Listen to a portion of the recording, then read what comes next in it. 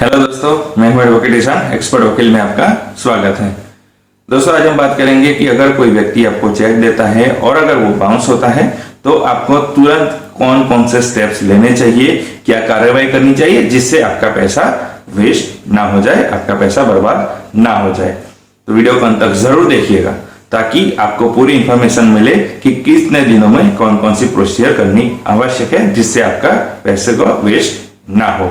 तो वीडियो को अंत तक जरूर देखिएगा ताकि आपको इन्फॉर्मेशन पूरी मिल सके। और अगर आपने अभी तक हमारे चैनल को सब्सक्राइब नहीं किया है तो अभी सब्सक्राइब कर लीजिए और साथ ही में बेल आइकन भी दबा दीजिए ताकि ऐसे लीगल नॉलेज और लीगल वीडियो जैसे ही अपलोड हो आप तक नोटिफिकेशन तुरंत पहुंच सके। तो चलिए शुरू करते हैं।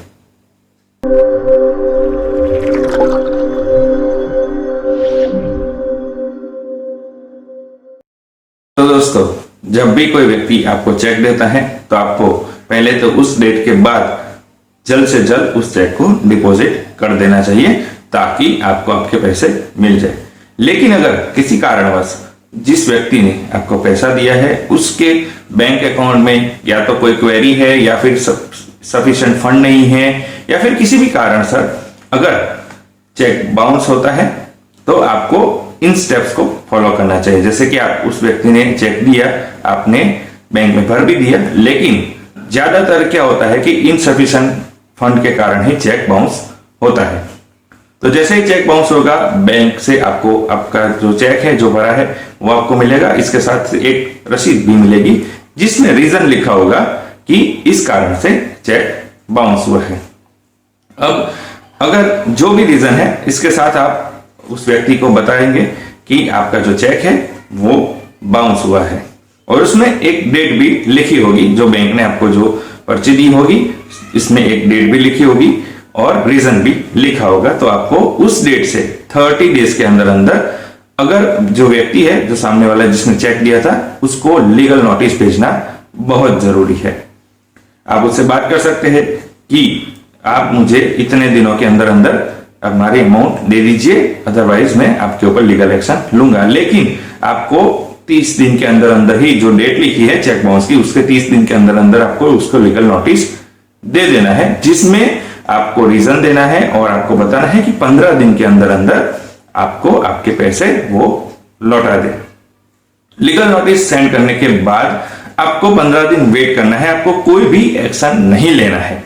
अगर आप लीगल नोटिस भेजने के बाद 15 दिन के अंदर अंदर अगर आप केस करते हैं तो ये प्री मैच्योर हो जाएगा, ये इनवैलिड माना जाएगा।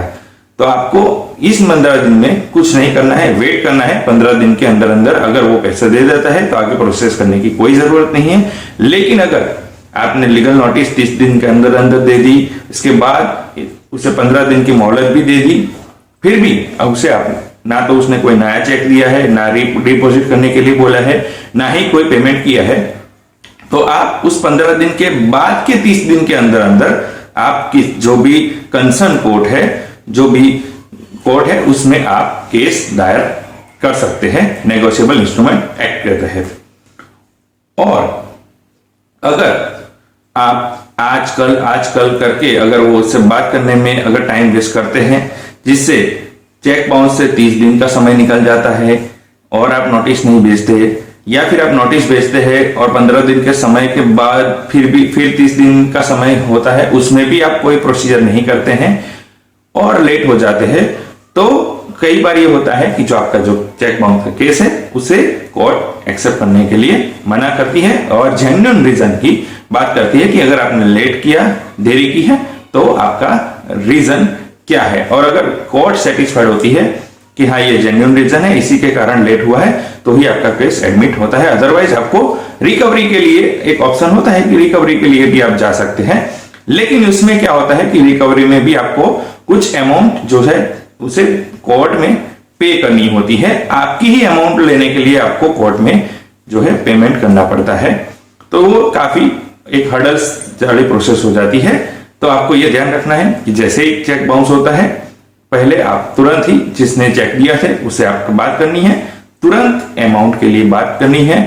अगर वो 1 या 2 दिन में दे देता है तो ठीक है, अदरवाइज आपको लीगल नोटिस की प्रोसेस शुरू कर देनी है और जैसे ही चेक बाउंस की जो डेट है उससे 30 दिन के अंदर अंदर लीगल नोटिस भेजनी है और उसमें 15 दिन का समय देना है।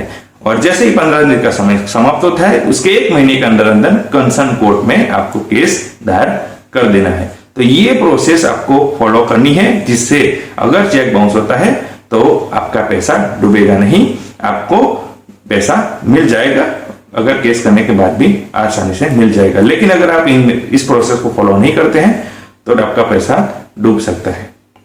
तो दोस्तों कैसी लगी इंफॉर्मेशन जरूर बताइएगा। दोस्तों अगर आपको ये वीडियो अच्छा लगा है तो इसे लाइक कीजिए, शेयर कीजिए। कोई भी सवाल हो तो आप कमेंट कर सकते हैं या फिर हमारे नंबर पर कॉल कर सकते हैं या फिर आप व्हाट्सएप भी कर सकते हैं। दोस्तों अगर आपने अभी तक हमारे चैनल को सब्सक्राइब नहीं किया है तो अभी सब्सक्राइब कर लीजिए और साथ ही में बेल आइकन भी दबा दीजिए, ताकि ऐसे लीगल नॉलेज और लीगल वीडियो जैसे ही अपलोड हो आप तक नोटिफिकेशन तुरंत पहुंच सके। इसके साथ ही आप हमें हमारे social media platform Facebook, Twitter, Instagram पर भी फॉलो कर सकते हैं। और इस वीडियो को पूरा देखने के लिए धन्यवाद।